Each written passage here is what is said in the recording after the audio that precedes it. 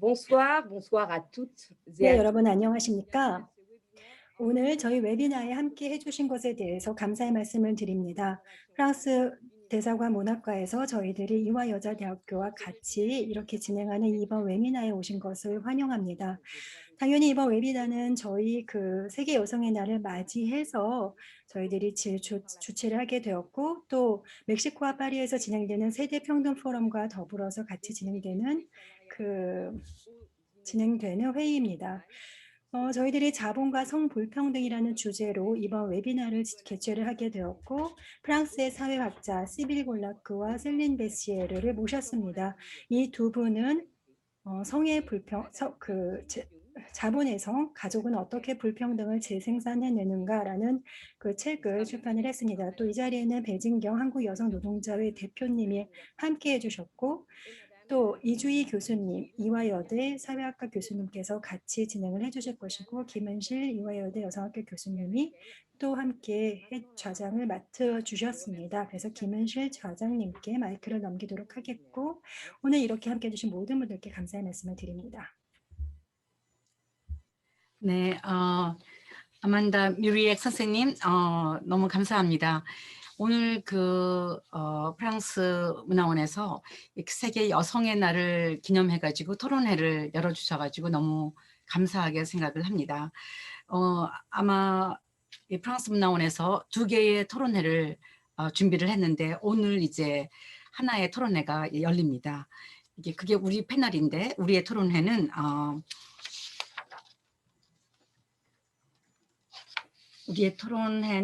자본과 성불평등에 대한 그 이야기, 자본과 성불평등에 대한 토론회가 우리의 이제 토론회고요. 아마 다음에 이제 3월 8일에 있을 토론회가 인권에 대한 토론회인 것 같습니다. 오늘 저는 이화여자대학교 여성학과에 있는 김은실입니다. 오늘 이 패널의 좌장을 맡게 되었습니다. 아주 의미 있는 패널이 되어서 프랑스와 한국의 학자들이 그리고 이제 이 여성 노동에 관한 활동가들이 서로 교류하는 그러한 장이 만들어졌으면 좋겠습니다.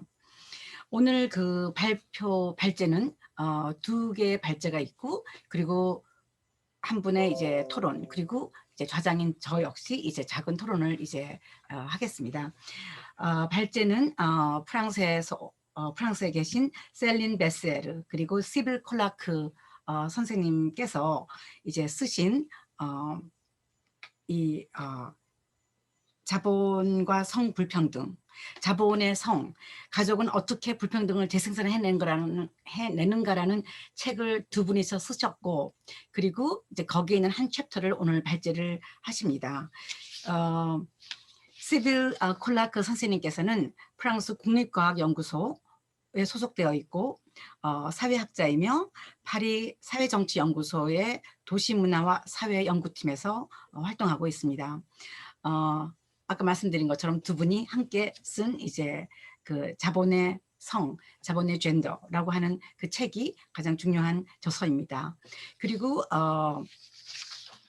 셀린 베시에르 선생님은 파리 도핀 대학교의 사회학과 교수이고 사회과학 학제간 연구소에 소속되어 있는 연구가입니다. 같이 이제 시빌 선생님과 함께 이제 자본의 성을 같이 저술을 하셨습니다. 오늘은 이제 거기에 이제 한 챕터인 어떻게 해서 여성들은 남성보다 부의 축적을 잘 못하는가, 덜 하는가 하는 이제 그러한 부분을 발표를 해주시겠습니다. 2번째 발제는 우리 한국 여성노동자회의 대표이신 배진경 대표님께서 발제를 해주시겠습니다.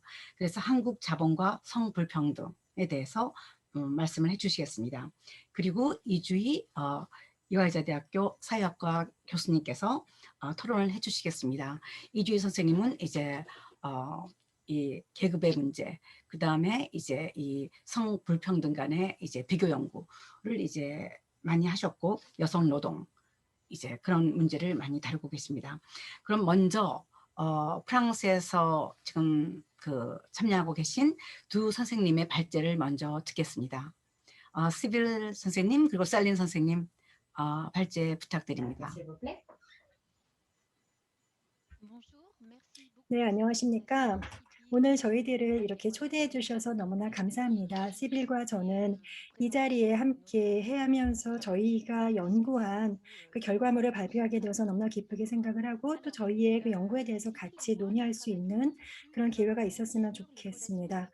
시빌과 저는 20년 전부터 가족 내의 사회경제 관계에 대해서 연구를 해왔습니다.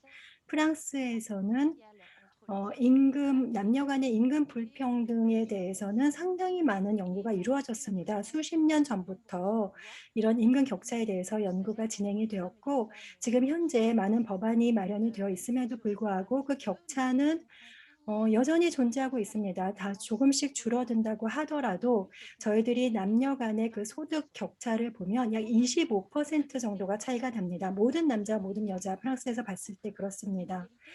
그리고 이제 부부로 살고 있는 그런 커플들을 보면은 그 소득 격차가 42%로 증가합니다. 다시 말해서 이 경제 불평등이 바로 가정 내에서 생산이 된다는 것을 알 수가 있습니다. 단순히 노동시장에서만 그런 것이 아니라 가정 내에서도 이루어진다는 거죠. 그래서 저희는 20년 동안 가정 내의 그 사회경제 관계에 대해서 연구를 해왔고 그래서 가업이 어떻게 계승이 되는지를 보았고 그리고 부동산에 대해서 가족들이 어떤 전략을 갖고 있는지를 보았고 또한 저희들이 같이 연구한 부분이 바로 부부 이혼 당시 그리고 유한 산속 때 어떻게 재산이 부가 물려지는지를 저희들이 봤습니다. 그래서 단순히 소득의 불평등만 저희가 보는 것이 아니라 부의 불평등, 남녀 간의 부의 불평등 을 저희들이 연구하고 있습니다. 그래서 살아가면서 남자 여자가 어떻게 부를 축적을 하고 그것이 어떻게 불균형하게 이루어지는지를 보는 것입니다. 저희들은 가족들을 대상으로 가족 구성원들을 대상으로 연구를 했고 그리고 또한 저희들이 또 공증인과 그리고 가정법원에서 자료를 가지고 또한 연구를 했습니다. 그리고 프랑스 국립통계청 인세의 그 기본 자료들을 저희들이 또한 보았습니다. 그래서 이와 같은 모든 자료들을 가지고 약 4,000개의 법적 서류를 가지고 저희들이 연구를 진행을 했고 아까 말씀드린 것처럼 재산 변화에 있어서 가장 중요한 순간 그 유산 상속이랑 부부의 이혼 당시 어떻게 이 재산이 부가 변화하는지를 봤습니다. 프랑스에서 가족법을 보면 사실은 굉장히 평등한 그런 법 제도가 마련되어 있습니다. 아들이든 딸이든 유산 앞에서는 평등합니다. 1804년 나폴레옹 법전 때부터 바로 이런 평등은 보장되고 있습니다. 남편이든 부인이든 1985년부터 똑같은 또한 권리를 가지고 있습니다. 여자도 노동시장에 대해서 똑같은 접근의 기회를 가지고 있고 공부에 대해서도 똑같이 학업의 기회가 있습니다. 그렇지만 지난 20년 동안 우리가 본 것은 남녀 간의 부의 불평등이 가속화된다는 것을 알게 되었습니다. 1988년 9%에서 2015년 16%로 증가했습니다. 이렇게 젠더 간의 불평등은 또한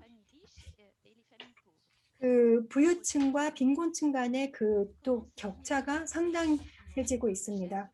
그렇다면 이런 부의 불평등이 어떻게 가정 내에서 재생산되고 유지가 되는지를 저희들은 보고자 했습니다. 저희는 가족이라는 것은 그 경제적인 제도라고 생각을 하고 여기에서 부가 어떻게 순환을 하고 이동을 하는지를 보고 싶었습니다. 그래서 유산 상속을 받고 이혼 시 이 부가 어떻게 이동을 하는지를 보려고 했습니다.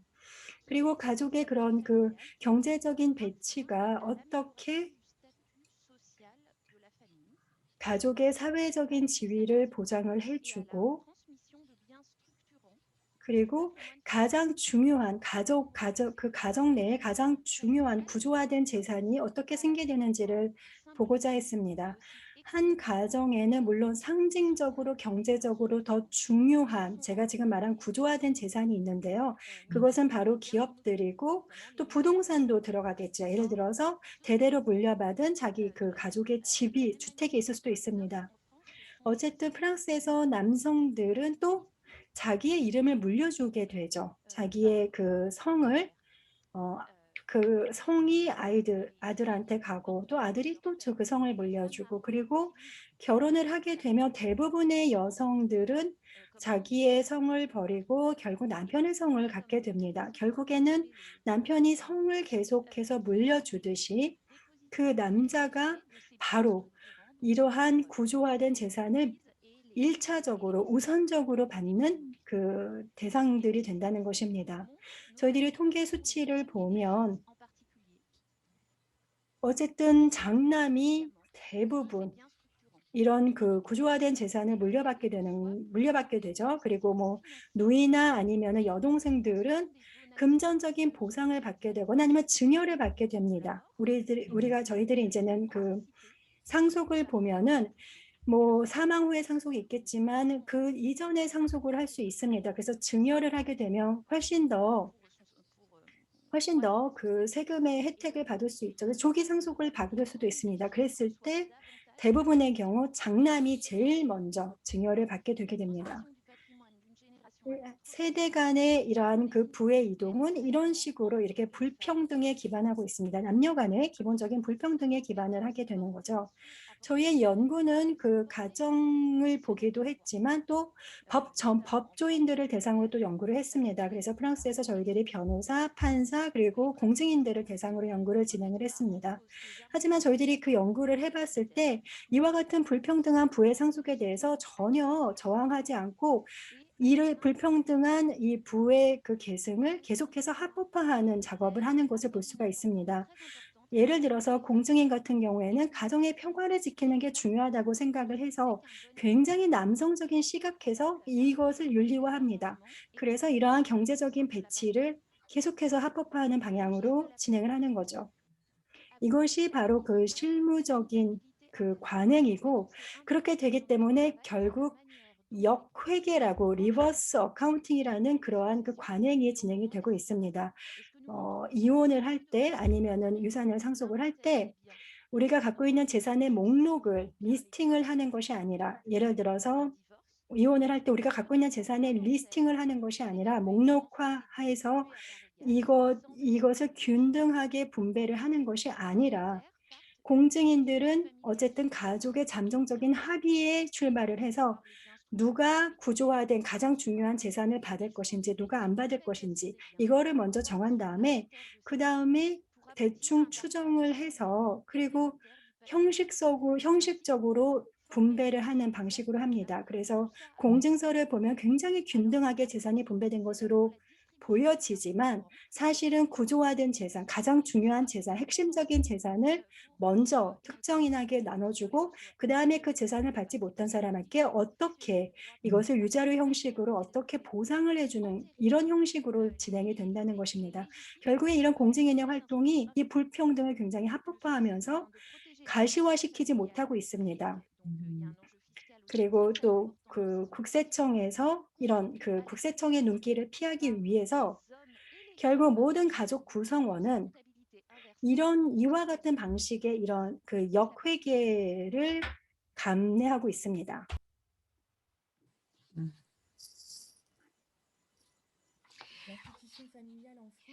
네, 프랑스에서 가족 제도는 60년대, 70년대부터 굉장히 큰 변화를 겪고 있습니다. 이제 점점 많은 커플들이 결혼을 하지 않은 커플들이 많고 그리고 결별을 하거나 이혼을 하는 커플들이 굉장히 많이 있습니다. 그래서 이러한 결혼 제도에서에 대해서 우리가 책에서 다루고 있는데요. 이제 이러한 여러 변화에도 불구하고 이런 여성들이 가사 노동을 전담을 하고 있다는 것입니다.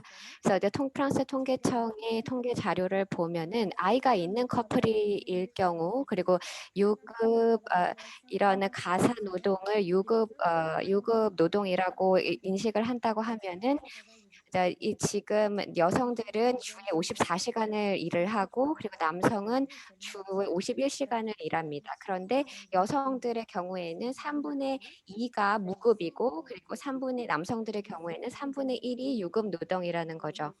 그래서 이런 소득 불평등은 전체적으로 남녀 간 42%에 달하고 그리고 그 미혼인 여성의 경우에는 이러한 소득 격차가 9%에 달할 뿐입니다.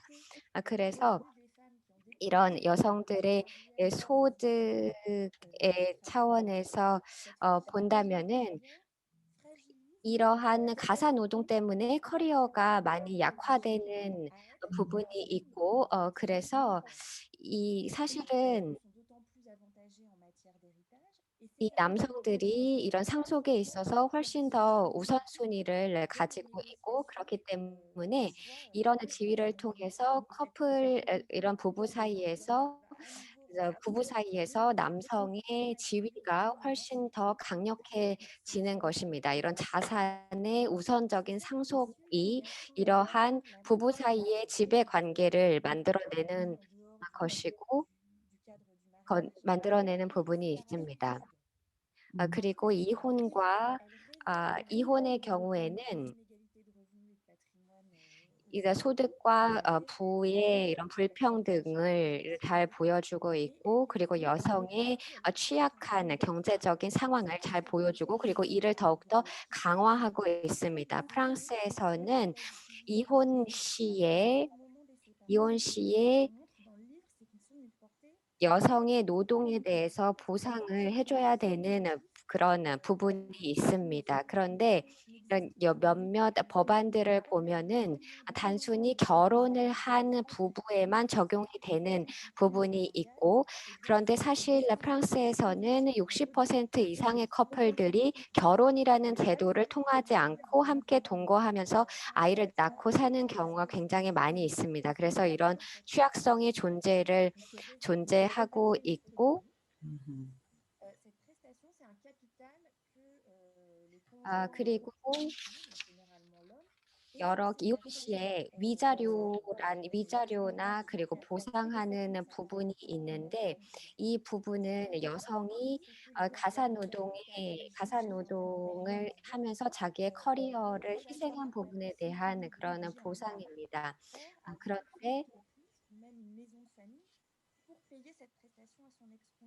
그런데 자기의 전 부인에게 이런 위자료를 지불하기 위해서 그런 집이나 자신들의 재산을 팔게 매각해서 그거를 충당하게 하지 않습니다.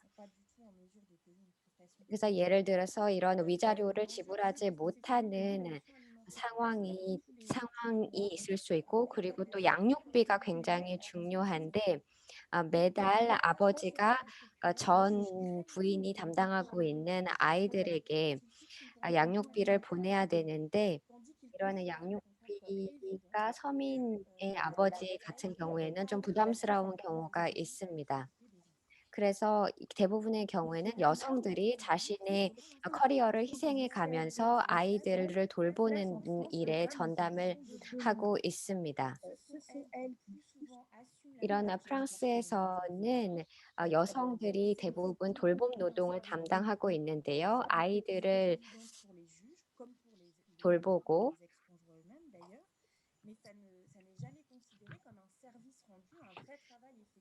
근데 이러한 돌봄 노동들 그리고 가사 노동들이 진정한 노동으로 인정을 받고 있지 않습니다. 이런 여성은 대부분 양육권을 가지고 있기 때문에 이런 양육비를 청구하고 여러 가지 위자료를 청구하고 이런 것들을 신청을 제공하는 우위를 차지하고 있는 입장입니다. 그래서 또 프랑스에서는 판사가 예를 들어서 판사의 시각도 중요할 수 있는데 예를 들어서 양육비를 아버지가 내지 못하는 입장일 때 아버지가 자기가 뭐 사회보장기금이나 가족수당기금에 찾아가서 이런 사회적 지원을 요청하는 것이 아니라 어머니가 이런 모든 절차들을 여성이 담당해야 된다는 부분입니다. 그리고 이 여성이 재혼을 할 경우에는 자기 아이들을 돌보는 일에 대해서 새로운 배우자의 도움을 받아야 합니다. 그래서 이러한 부분들이 여성들이 이러한 희생을 통해서 남성들의 입장이나 부가 더욱더 공고해지는 부분이 있습니다. 그래서 여성들은 노동을 하고 남성들은 부를 축적하고 있습니다.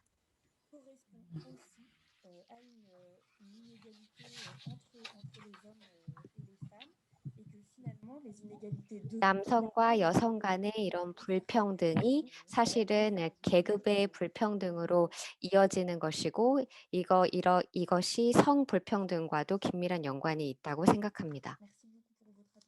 네, 감사합니다. 네, 감사합니다. 사실 굉장히 흥미로운 그 주제이고 아마 우리 한국의 그 학자들하고도 정말 굉장히 많은 이야기를 지금 할 수 있는 그 내용이었다고 생각을 합니다. 그럼 우선 두 번째 발제를 들어보겠습니다. 배진경 대표님 발제해 주시겠습니까? 네.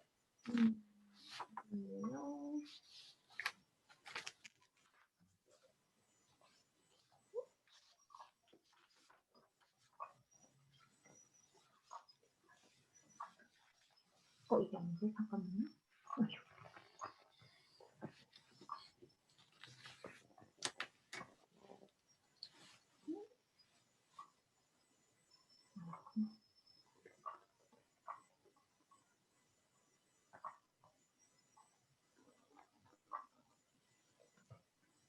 네, 제가 말씀드릴 부분은 한국의 자본과 성불평등이 어떻게 연관을 맺으면서 이것을 재생산해내는가라고 하는 부분입니다. 주지하다시피 한국의 그 성별임금 격차는 OECD 1위를 계속 달리고 있습니다. 이것은 OECD가 성별임금 격차라는 통계를 집계한 이래 단 한 번도 놓친 적이 없는 현실입니다. 이 성별임금 격차를 만들어낸 여러 가지 요인들이 있는데 사실은 한국 자본은 이런 성별임금 격차를 자본의 축적에 이용을 해왔습니다. 1975년부터 1995년 사이에 전체 노동력 중에서 여성의 비중 변화는 35.3%에서 40.5%로 변화하였고 34.2%에서 40%로 제조업 노동력 중 여성 비중 변화를 보이고 있습니다. 그리고 수출산업 부문에서 여성 비중은 50에서 70%를 참여합니다. 이것은 1975년부터 1995년 사이에 아시아 지역의 그 성별임금 격차를 보여주는 표인데요. 보시다시피 한국의 성별임금 격차가 가장 심각한 그런 현실을 보여주고 있습니다. 반면에 교육 수준은 굉장히 높지만 성별임금 격차는 가장 심각한 그런 수준인 것이죠. 이것은 성차별 거시 효과다라고 말해지는데요. 여성을 노동 집약적인 수출 산업으로 격리를 시키는 전략은 여성의 임금을 남성의 임금보다 낮출 수 있게 했고 수출 상품의 단가를 낮추었습니다. 그 결과 성별 임금 불평등은 성장과 투자를 촉진했으며 더 큰 임금 격차는 더 빠른 성장과 관련이 있다라고 하는 연구 결과가 있습니다. 저는 이것이 이러한 어떤 그 노동 집약적인 수출 산업에 여성들을 분리한 것은 이후에 여성들이 다른 산업이나 다른 직무로의 진출에 있어서의 제한을 받게 되는 어떤 고착화되는 시스템을 만들어내는데 결정적인 역할을 했다고 생각합니다. 70년대 이제 그 노동 집약적인 전공업 산업에서 여성들이 집중적으로 일을 하게 됨으로써 자연스럽게 이것은 여성의 일이고 남성들의 일은 중화학공업이라든가 이런 식의 일이다라고 하는 것이 어떤 성별 분업으로 고착화되었고 이것은 여성의 자유로운 직업 선택을 강행했고 여성의 노동을 저평가하는 것으로 이어졌습니다. 여성이 선택할 수 없었던 다름이 성별 임금 격차를 합리화하는 기제로 작용을 하고 있고 이것은 지금에도 여전합니다. 사실 코로나 시기에 여성들이 가장 타격을 입게 된 여러 요인 중에 하나는 뭐냐면 서비스 산업에서의 집중 현상인데요. 서비스 산업은 여성의 일이라고 여겨졌기 때문에 여성들이 그 직종에 집중적으로 일을 하게 되었고 거기서 더 큰 고통을 받을 수밖에 없는 결과를 가져왔던 것이죠. 또 하나의 요인으로는 비정규직의 여성화 현상을 볼 수 있습니다. 한국은 1997년도 IMF 경제 위기 이후에 급격하게 비정규직이 증가했는데요. 그때 당시를 떠올려 보면은 경제 위기 이전에 정규직으로 일했던 여성들이 모두 해고가 되면서 몇 년 후에 같은 자리에 절반의 임금을 받으면서 비정규직으로 진입할 수밖에 없었습니다. IMF가 요구했던 노동 유연화는 급격한 비정규직화를 불러왔고요. 이렇게 여성이 먼저 비정규직이 되었고 현재도 여성 노동자 중에 절반이 비정규직인 현실입니다. 한국의 노동시장. 이 그래프를 보시면 여성이 지금 여기에 남성의 그 비정규직 비율 그래프고요. 이 위에가 여성의 비정규직 비율 그래프입니다. 2001년도에 여성 노동자 전체 중에서 70.9%가 비정규직이었고 이 수치는 꾸준히 내려오기는 했습니다. 하지만 지금도 여전히 50.5%의 여성 노동자들이 비정규직인 현실입니다. 이런 현실은 여성들의 저임금을 가져왔고 여성들은 이렇게 얘기합니다. 여초부서 지원 없고 여초부서에 대한 지원이 없는데 여초부서 직원들은 대부분 계약직이다. 그러면서 정규직으로 전환해 주겠다는 희망 고문으로 강도 높은 업무량을 요구하고 있고 같은 계약직인데 남성들만 정규직으로 전환이 되었고 그 이후로도 난 계속 계약직으로만 맴돌고 있다라고 하는 이야기를 여성들은 계속합니다. 근데 이런 여성들의 비정규직은 너무나 심각한 임금 격차를 가져옵니다. 지금 남성 정규직의 작년 8월에 그 임금 평균을 나타내는 그래프인데요. 이것은 여기서 이제 남성 정규직 월평균 임금은 373만 원인데 비해서 여성 비정규직의 월평균 임금은 138만 원에 지나지 않습니다. 같은 시기에 월 최저임금이 174만 원일 때 여성 비정규직의 월평균 임금은 138만 원인 것입니다. 최저임금에도 미치지 못하는 임금을 대한민국의 50.5% 여성들이 받으면서 일하고 있다라고 하는 현실인 것이죠. 이것은 굉장히 심각한 현실을 가져올 수밖에 없고 심각한 문제를 가져올 수밖에 없습니다. 여성들은 아무리 일해도 가난하고 아무리 일해도 불안할 수밖에 없다라고 하는 이야기들이 나오는 것은 이런 이유에서입니다. 남성 정규직 임금 대비 여성 비정규직 임금은 37.1%에 지나지 않는 현실에서 여성들이 어떠한 꿈을 가지고 어떠한 희망을 가지고 할 수 있는가 우리는 해보지 않을 수 없습니다. 자, 그 다음에 문제는 돌봄의 여성 전담 현상입니다. 이것은 전 세계적으로도 문제가 되고 있지만 특히 한국에서의 현실은 굉장히 심각합니다. 이게 2019년도 통계 자료인데요. 성별 가사노동 시간 변화를 보시면 2019년에 남성의 하루 가사노동 시간은 56분이었고 여성은 3시간 13분이었습니다. 이 급격한 격차를 무엇으로 설명할 수 있을까라고 하는 질문을 우리는 하지 않을 수 없습니다. 그리고 특히 맞벌이 가정도 마찬가지입니다. 맞벌이 가정은 남편이 54분, 아내가 3시간 7분. 근데 더 이상한 것은 아내만 취업한 외벌이 가구의 경우에 있어서도 남편이 아내보다 더 짧은 시간 가사노동을 한다는 기이한 현실을 우리는 또 확인해야 합니다. 자, 코로나로 인해서 여성들의 돌봄 시간은 급증했습니다.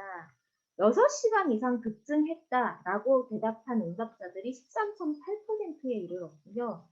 근데 이 독박 돌봄에 있어서 여성 노동자들의 33.5%는 독박 돌봄을 한다고 응답을 했습니다. 근데 30.7%가 남편이 분담을 한다고 응답을 했습니다. 그러나 전체 돌봄 노동의 양 중에서 73.5%가 여성이 분담을 하고 있고 단식 4%만이 남성을 분담하고 있다라고 하는 조사 결과를 저희는 작년에 저희가 직접 진행한 설문조사 결과 발견할 수 있었습니다.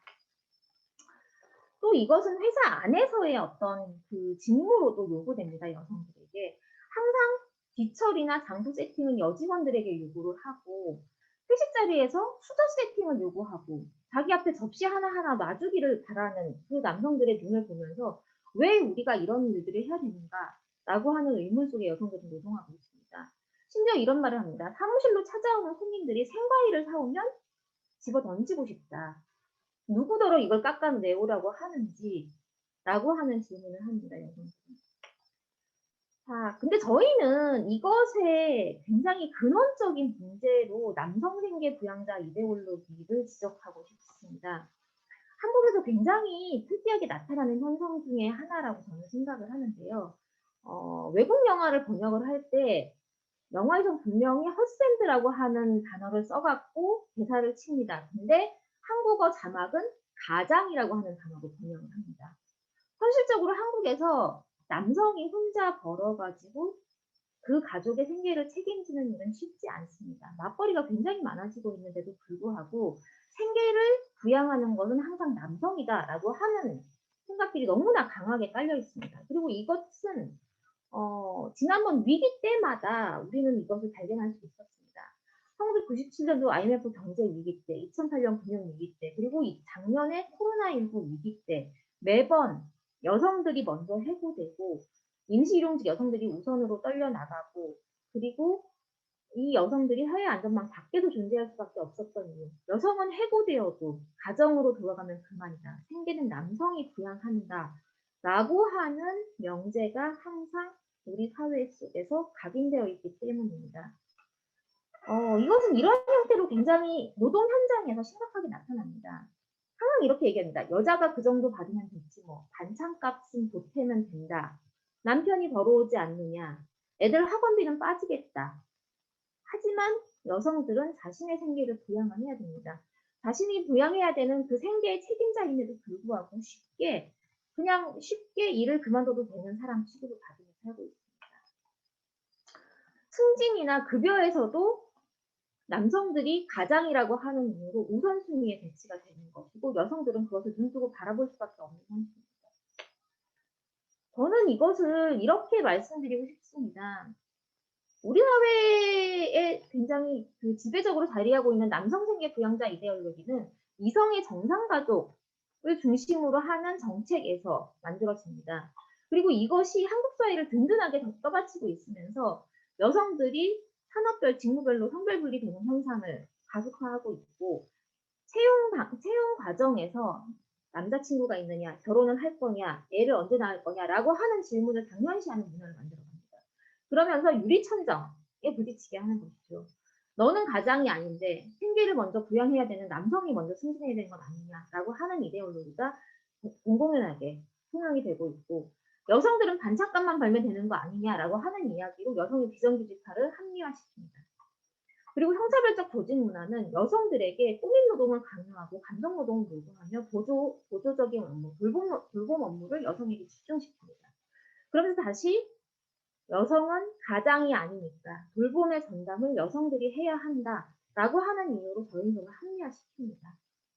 이렇게 단단하게 짜여진 구조 속에서 여성들은 저임금과 불안정 고용을 감내하면서 그리고 그림자 노동으로서의 돌봄 노동을 끊임없이 수행하면서 살고 있어야 하는 것입니다.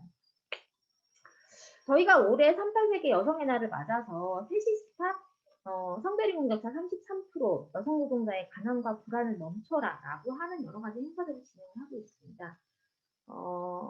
잠깐만요. 이 뒤에 페이지를 연동이 된 페이지인데요. 이것은 잠시 보여드릴게요. 저희가 포스트잇으로 여성 노동자들의 목소리를 모으는 시위를 하고 있습니다. 이 포스트잇 시위에서 굉장히 재밌는 뭔가 좀 상징적인 말이 나와 있어서 이걸 좀 공유를 같이 하고자 합니다.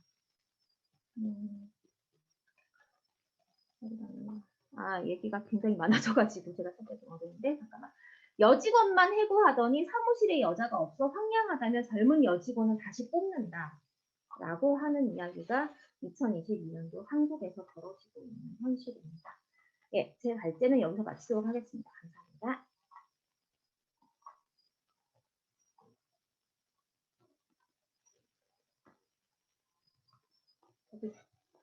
김은실 교수님, 음소거 해제하고 말씀해 주세요. 네, 배진경 대표님 감사합니다. 우리는 두 개의 발제를 들었는데요. 이 자본과 성 불평등성에 대한 이야기를 들었고, 이제 프랑스 쪽에서는 임금 격차, 그 다음에 일자리 문제, 이거 너무 중요하지만 그 문제를 계속적으로 이제 싸워오고 있고, 그러나 지금 이제 부의 이제 어떤 그 격차의 문제, 그러니까 자산, 자본의 이제 남녀 격차의 문제에 대한 이제 그 논의를 이제 해야 된다. 그것이 계급과 젠더와 제너레이션의 어떤 그 교차 문제와 연결돼 있다고 하는 그런 이야기를 이제 하셨고, 우리 이제 배진경 선생님께서는 이 자본이 축적하는 과정에서, 자본이 확대 재생산되는 과정에서 남녀의 차별을, 남녀의 차이를 끊임없이 이제 활용하고, 그러면서 여성들을 저임금, 비정규직, 불안전 노동자로 이제 만드는 한국의 구조, 한국의 어떤 이 여성 노동의 어떤 흐름을 지금 이제 발제를 하셨습니다. 이 두 발제에 대해서 먼저 이주희 교수님께서 이제 논평과 질의를 10분간 해주시겠습니다. 이주희 선생님, 네. 예, 먼저 좋은 패널들하고 진지한 토론의 기회를 주셔서 프랑스 대사관에 감사드립니다. 이 코로나19가 여성을 집으로, 과거로, 또 전통적인 역할로 다시 밀어넣고 있는 현재에 매우 시의적절한 발표들인 것 같습니다. 오늘 바시엘하고 골락 두 분 프랑스 교수님의 논문이 가족이 자본을 어떻게 여성한테 불평등하게 배분하는가에 초점을 맞추고 계셨다면, 배진경 대표님의 논문은 이제 집합적 자본이 어떻게 여성을 다시 가족과 노동시장에 종속시키고 있는가, 이거를 보여주신 것 같습니다. 아무래도 이렇게 두 다른 발표가 나온 건 이 두 국가의 차이 때문인 것 같은데요. 아무리 젠더 간 부의 불평등이 불평등하다 해도 프랑스는 뭐 한국에 비해서는 부의 전반적인 분배가 훨씬 평등한 국가이고 또 노동권이 강한 국가입니다. 한국은 특히 외환위기 이후에 그 워싱턴 컨센서스의 대표적인 희생양이 되면서 영미식 금융화 과정을 통해 부의 불평등이 훨씬 더 악화되고 있습니다. 그래서 이런 내용이 두 발표에 잘 반영된 것 같습니다. 제가 솔직히 그 챕터를 영어로 읽었을 때보다 두 분 프랑스 교수님의 발표를 들었을 때 훨씬 더 내용을 상세히 파악할 수 있었고요. 상당히 흥미로운 발표였습니다. 첫 번째로 제가 드리고 싶은 질문은 그 유산 상속의 문제가 있는데요. 이제 구조화된 자산, 그러니까 기업 같은 걸 배분할 때 장자 상속이 되다 보니 여성이 못 받는다. 그냥 보상을 받을 뿐이다. 이런 말씀을 하셨는데, 그러면 이게 제 생각으로는 이제 한국 같은 경우는 재벌이라는 엄청나게 큰 기업들이 많은 자산을 독점하고 있어서 그나마 작은 자산이라도 가진 계급은 굉장히 좀 소수라고 생각이 들거든요. 실제로 유산 상속을 받는 패밀리가 그렇게 많지가 않아서. 프랑스도 자영업이 그렇게 큰 기업, 큰 나라는 아닌데, 이게 유산 상속 좀 상당한 유산 상속을 받을 수 있어서 이런 부의 불평등을 자아내는 가구가 이게 한 몇 %에 해당되는 이야기일지 궁금했습니다. 그리고 두 번째, 이제 이혼과 관련된 이제 가족 해체와 관련된 그게 질문이 있는데, 제가 발표를 통해서 배우게 된 거는 미혼으로 있는 여성보다 이제 결혼을 해서 누군가의 파트너가 됐을 때 이게 훨씬 더 소득 축적의 역량이 줄어들고, 게다가 또 이혼 같은 게 발생했을 때, 그러니까 세퍼레이션이 일어날 경우에는 돈을 잘 못 받는다. 저는 이거를 프랑스의 경우에 어떤지 모르겠는데, 보통 서구 발전된 국가에서는 보통 예상과는 달리 고소득 전문직 관리직 안정된 소득을 가진 경우가 세퍼레이션이, 그러니까 이혼이나 그런 것들이 덜 발생한다는 이야기가 있거든요. 그러니까 형편이 더 어려운 가구가 더 많이 이혼도 더 많이 한다고. 그래서 이 발생률의 차이가 혹시 있는지, 아니면 차이가 없고 보통 다른 북유럽의 사회학자 에스핑 앤더슨 같은 사람들이 말을 하듯이 진짜 고소득 가구가 조금 더 안정적이라면 이 계급이라는 변수가 이 패밀리 가구 분석에 들어왔을 때 부의 불평등을 자아내는 효과에 있어서 변화를 만들어내는 건 아닌지. 그래서 이 함의는 아무래도 고소득 뭔가를 나누어 가질 그럴 여력을 가진 고소득층에 한정된 얘기가 한정될 수 있지 않을까 하는 의구심을 가져서 두 질문을 드렸고요. 한두 가지 제 의견만 좀 추가적으로 말씀드리자면, 그러니까 저는 당연히 그 가족에서 부의 불평등이 일어난다고 믿습니다. 두 분 교수님이 잘 보여주신 것 같은데, 특히 이제 저소득층 여성들한테 일어나는 그 부를 전혀 창출할 수 없는 그런 상황은 그 월스트리트라고 불려지는 그 금융권, 금융자산과 또 그 영향력 하에 있으면서 이 발전도상국에 엄청난 영향을 끼쳐온 그 국제금융기관들 탓이 더 큰 거 아닌가.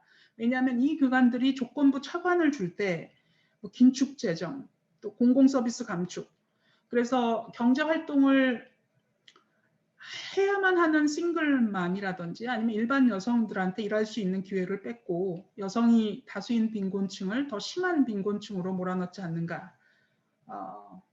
그래서 젠더 간 부의 격차 문제는 이제 패밀리 차원이 당연히 있고, 하지만 이 거시 경제적 차원도 굉장히 중요하게 우리가 함께 봤으면 좋겠다. 이 정도 개인적인 의견을 드렸고요.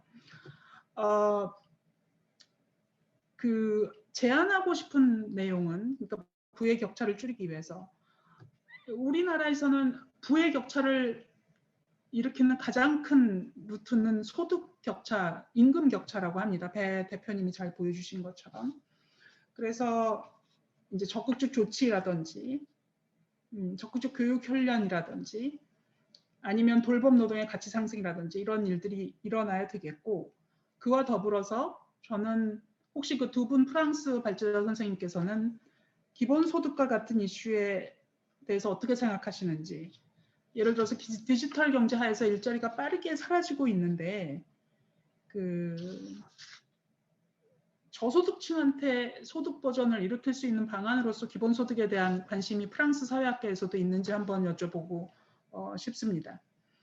그리고 두 번째는 저는 이 집합적 자본으로서 이 투자 행위에 대한 말씀인데, 그 우리는 이제 크로니 캐피탈리즘이라고 하는 이 독재 발전주의 국가 형태에서 이제 영미권 그 금융화를 겪은 국가로서 그 너무나 단기적으로 투자를 하고 배당 이익만 취해가는 그런 식의 자본 투자 행위가 굉장히 일반화되고 있는 현실에서 여성 친화적이고 환경 친화적인 그런 기업에 투자할 수 있는 사회적 자본의 활성화가 굉장히 중요할 것 같다라는 말씀을 드립니다.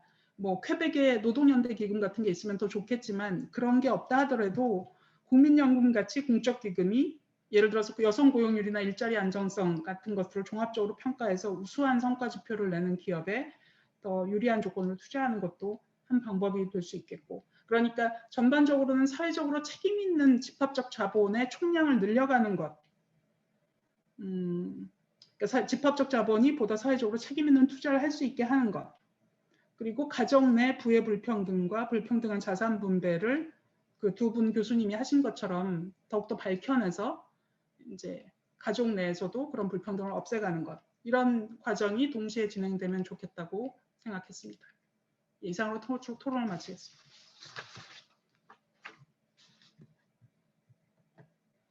유지은 쌤, 이진경 쌤에 대한 질문이나 논평은 없으신가요? 우리가 의견이 거의 같을 것 같아서. 네, 그러면 혹시 프랑스 선생님께서 우리 이진경 쌤한테 질문이 있으신지요? 셀린 베세르 교수님이나 시빌 콜락 교수님? Oui, alors on a peut-être que nous on peut 네. poser des questions à Madame B. 저희도 배진경 선생님께 질문을 좀 드리고 싶습니다. 그래서 네. 한국의 상황을 들어보는 것도 굉장히 흥미로울 것 같아서요. 배진경 선생님의 발표를 잘 들었습니다. 네, 먼저 질문을 드린 다음에 유주희 선생님의 질문으로 답변을 드리도록 하겠습니다. 배 선생님의 발표에서 임금 불평등과 그리고 가사 노동에 있어서 분담의 불평등 이런 것들을 잘 들었는데요. 한국에 비해서 프랑스는 조금 더 평등해 보이는 국가라고 생각이 들기는 하지만 프랑스 그 배진경 선생님께서 쓰시는 여러 이야기들을 들어보면 프랑스와도 비슷한 부분이 많습니다. 이런 예를 들면 여성을 노동 집약적 수출 산업으로 격리했다라든지 이런 부분들도 유사한 점이 많고 또 이러한 그 선진국들이 이런 집약적 수출 산업, 저임금 직종의 여성들의 노동을 착취하면서 발전을 이루어 갔다는 부분에 있어서 저희가 동의하는 바이고 굉장히 흥미롭게 들었습니다. 저희가 어제도 컨퍼런스에 참석을 했었는데요. 거기에 파리 엔지니어 학교의 학생들이 참석을 한 컨퍼런스였는데 이 학생들이 한 20살 정도 되었는데 이 학생들 생각에는 좀 평등은 어느 정도 이루어졌다라고 이렇게 보는 것 같아요. 프랑스에서는 한국은 어떤지 모르겠지만 이 프랑스의 여학생들이 남학생들보다 훨씬 더 고학력자들이 많습니다. 교육의 차이가 없으니까 이런 임금의 차이도 해결이 되지 않을까라고 생각을 하는 것 같습니다. 이런 해결이 되고는 조금씩 진전이 되고는 있고 법률도 많이 만들어지고 있기는 합니다. 그래서 프랑스에서도 이런 여성과 남성 간의 이런 그 산업의 그 직무의 그런 차이가 있냐고 물어보시면은 차이가 있습니다. 돌봄 노동이나 뭐 간호사들이나 이런 여러 가지 그 직종에서는 여성들이 많이 일을 하고 있고 교육 그리고 노인 돌봄 노동 이런 부분들에서도 여성들이 가장 많이 일을 하고 있고 그 보수도 가장 적은 그런 직종들이긴 합니다. 남성들은 조금 더 다른 산업에 더 근무를 하고 있습니다. 그래서 배진경 선생님께서 말씀하신 유리천장, 커리어 설계에 있어서 여러 불평등 이런 것들도 프랑스에서도 현실이고요. 그리고 가사노동에서도 프랑스는 상황은 똑같습니다. 이런 가사 분담에 있어서 불평등은 여전히 존재하고 있고요. 그런데 프랑스에서는 이런 것들이 그냥 아무리 일하지 않아도 저절로 자동적으로 좋아질 것이다라고 생각하는 것 같습니다. 그런데 우리가 해야 되는 일은 굉장히 숨겨진 불평등이 있고 가족이라는 이 공간 내에서도 그런 숨겨진 불평등이 존재하고 있다는 것을 보여주는 것입니다. 월스트리트 월스트리트뿐만 아니라 우리의 현실 속에서도 이런 부와 임금 그리고 여러 불평등이 존재하고 있습니다. 시빌에게 마이크를 넘길게요. 네, 재산이 많은 그런 유산 상속할 만한 그런 가정이 많은지에 대해서 질문하셨는데 그렇게 뭐 많은 그런 그 수가 많은 건 아니지만 어쨌든 간에 불평등이 더 가속화된다라는 것이죠. 어쨌든 프랑스는 가계의 60%가 자가주택을 갖고 있습니다. 그리고 자가주택인데 그리고 부동산 가격이 상당히 많이 상승을 했죠. 물론 지역별로 평등하게 인상이 된 것은 아닙니다. 그렇게 되면서 불평등이 더 가속화되었죠.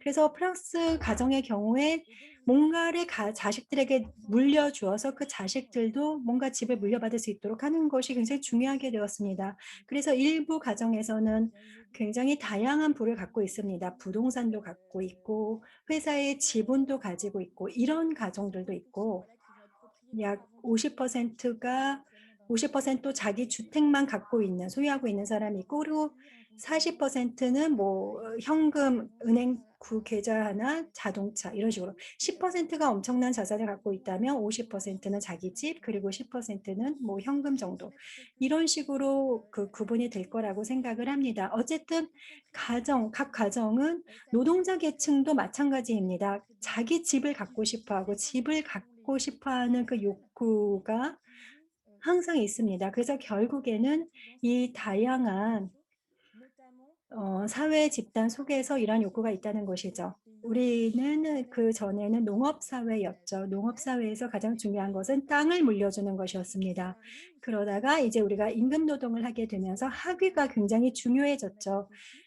그래서 토마 피케티의 그 연구를 보면 잘 알 수 있지만 어쨌든 주택을 소유하는 것, 자가주택을 갖는 것, 그리고 정말 권력을 갖고 있는 사람, 그리고 최상류층의 사람들은 아주 큰 유산을 상속받는 것이 중요하게 되었습니다. 이 모든 것들이 사실은 우리 사회에서 점점 더 중요해지고 있습니다. 결국 그렇기 때문에 남녀 간의 불평등이 이렇게 다양한 사회 집단 속에서 남녀 간의 불평등이 계속 유지되고 있습니다. 이혼율과 관련해서 프랑스 경우에 서민 가계 내에서 이혼율이 더 높지는 않습니다. 사회 계층을 총망라해서 이혼율이 다들 이혼하고 있어요. 그래서 여성들이 일을 하면은 사실은 전업주부보다는 더 이혼을 하겠죠. 이걸 보면은 결국에는 일을 해서 돈을 벌면은 자기가 떠나고 싶으면 떠날 수 있는 그 자유를 갖게 되는 겁니다. 그리고 아까 말씀을 하셨는데 한국에서는 이렇게 그 임금 격차를 줄이고 싶어 한다고 말씀을 하셨잖아요. 임금 격차를 줄여서 부의 격차를 줄이겠다 이렇게 말씀을 하셨는데 지금 현재 프랑스의 상황을 보면은 정말 대학을 다 진학을 하고 그리고 더 고학력입니다.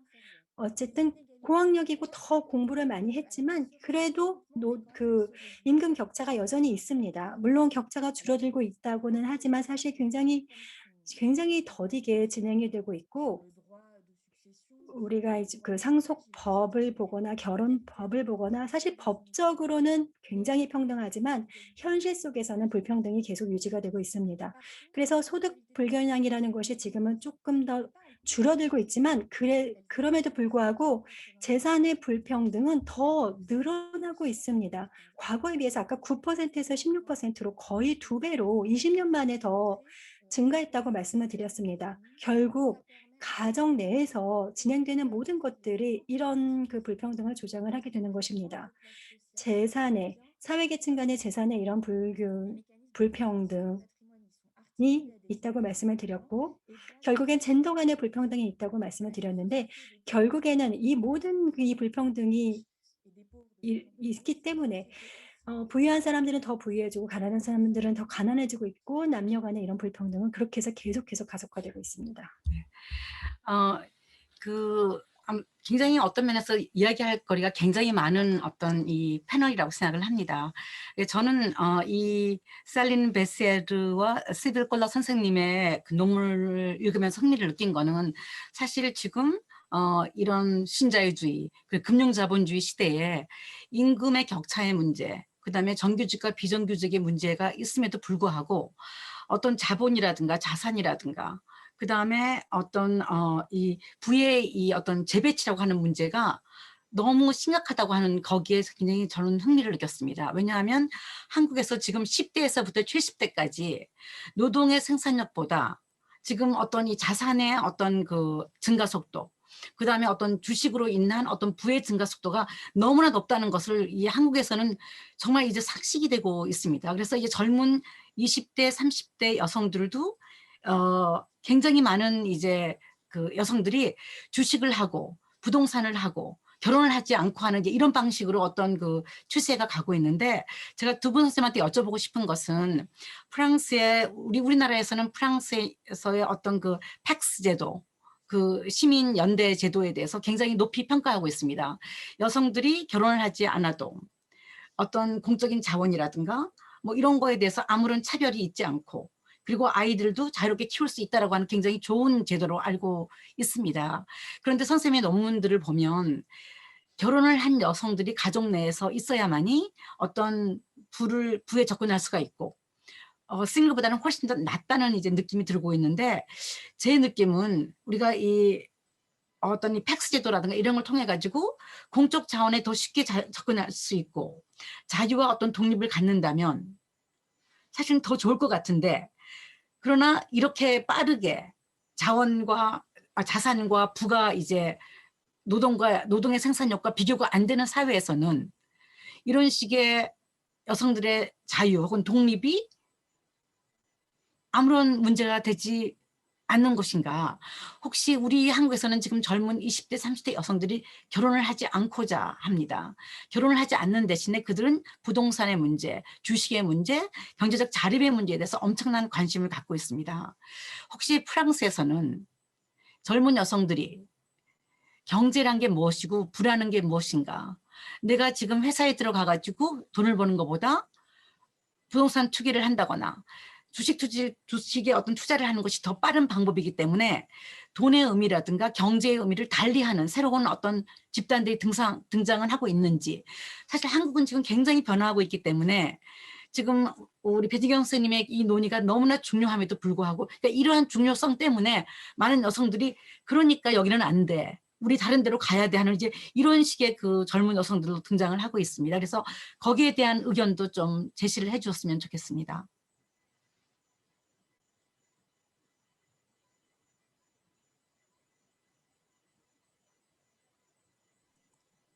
Alors, peut-être pour essayer de vous répondre, on n'est pas sûr d'avoir tout à fait tout compris autour de cette histoire de Pâques. C'est peut-être aussi compliqué. 네, 말씀해 주신 부분에 대해서 제가 정확하게 다 이해를 했는지는 잘 모르겠습니다만 한 답변을 해보도록 하겠습니다.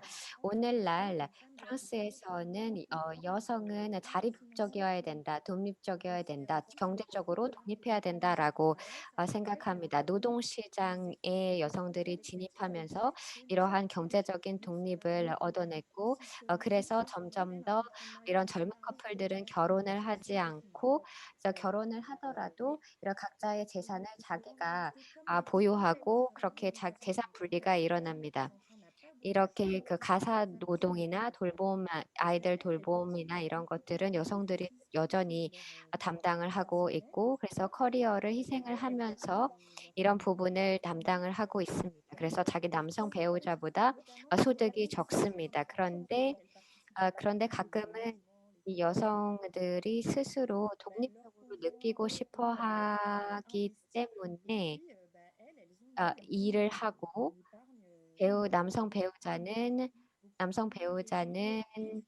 저축을 하는 와중에 여성 배우자는 그런 저소득 임금을 여러 그 공동 지출에 쓰기도 합니다. 전통적으로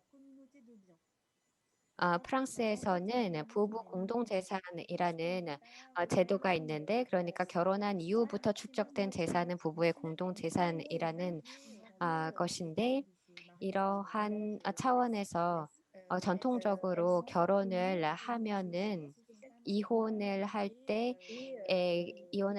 결혼 제도를 통하지 않은 여성보다 결별 시 조금 더 상황이 나을 수는 있습니다. 그런데 이런 것들이 대부분 거의 다 가부장적인 프랑스도 굉장히 가부장적인 제도가 남아 있습니다. 그래서 여성들은 예전에는 이런 공동 재산에 권리가 없었고 이런 부분에 있어서 개선이 이루어졌고 85년 이후에 이런 부분에 있어서 공동재산의 분할이 이루어질 수 있고 결혼을 하지 않는 경우에는 공유 재산으로 인정하지 않고 분할은 일어나지 않습니다.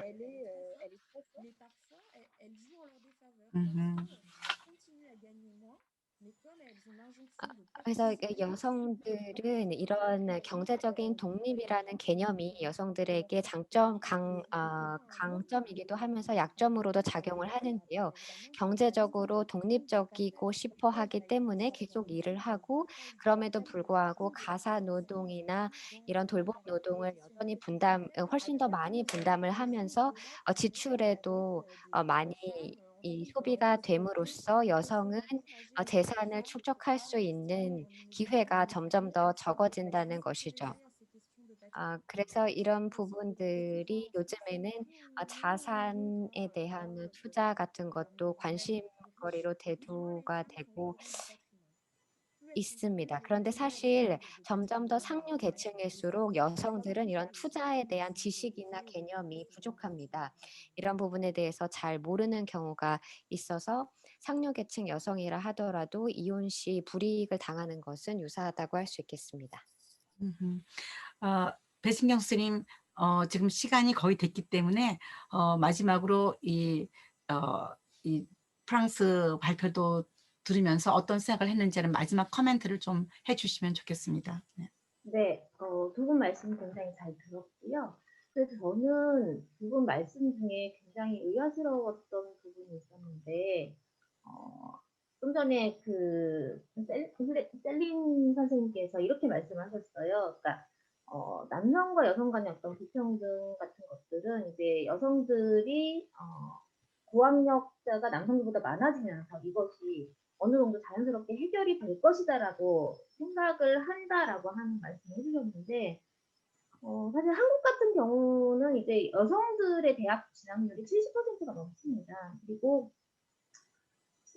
남성들은 남학생들의 그 대학 진학률은 여성들보다 낮은 상태예요. 그럼에도 불구하고 노동시장에 나가기만 하면은 이제 시작되는 차별 때문에 여성들이 굉장히 많이 자결을 하게 되는 것이죠. 근데 좀 의아스럽다는 생각이 좀 들었어요. 그런 부분. 그리고 좀 전에 그거는 아까 아마 셀 베시아르 Ça, ce que je l'ai dit, 선생님께서 c'est que en France, les 제가 말씀드린 것은 프랑스에서 학위의 불평등이 사라졌다는 거예요. 오히려 예전에 과거의 여자들이 학업을 더 진학을 못했다면 지금 현재는 여성들이 더 많이 남성들보다 고학력자이지만 노동시장에 진입을 했을 때 여튼 아이들을 출산을 하고 이러면서 결국에는 여성들의 임금 평등이 이루어지지 못한다는 거죠. 여자들이 더 많은 자격을 갖고 있음에도 불구하고 보수를 더 많이 받지 못한다는 겁니다.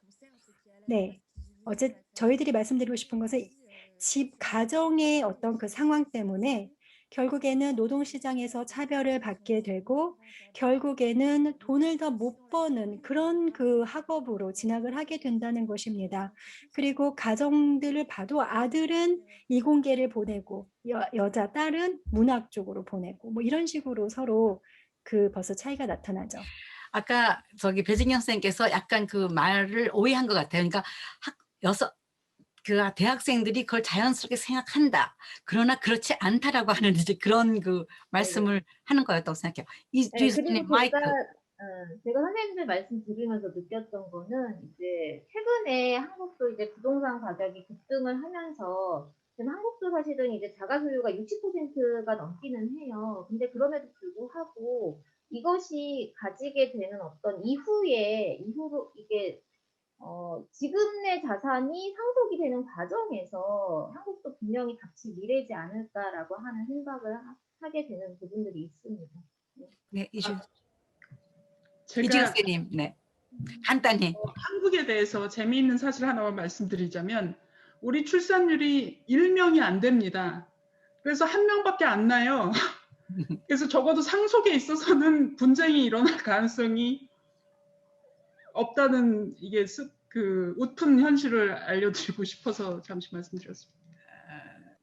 계급에 따라서 좀 다른 것 같은데요, 선생님. 요즘 아이들이 많으면 좀 더 난다. 네. 그럴 수도 있고요. 네, 지금 사실은 우리가 더 나눠야 될 이야기가 되게 많고 사실은 질문해야 될 이야기들이 되게 많은 것 같은데 지금 6시 35분이 됐습니다. 그래서 아마 저희가 시간을 지켜야 될 것 같은데요. 다음에 또 한 번 우리가 토론을 할 것을 약속을 하면서 오늘은 여기서 토론회를 그치는 것이 어떨까 생각을 합니다. 사실은 충분히 저희가 하고 싶은 이야기를 하지 못했고 또 질문해서 듣고 싶은 이야기를 듣지 못한 것 같아요. 다시 한번 우리가 대사관에 토론회를 열어줄 것을 요청하기로 하고 오늘은 여기서 토론을 일단 그치는 게 어떨까요? 동의하십니까? 네. 그럼 오늘은 여기서 토론회를 그치겠습니다. 너무나 감사하고 흥미로운 이야기들이었습니다. 배진경 선생님, 시빌 콜락 선생님, 세실 베시아르 선생님, 이주희 선생님 감사합니다. 다시 또 뵙겠습니다. 네, 안녕히 계세요. 수고하셨습니다.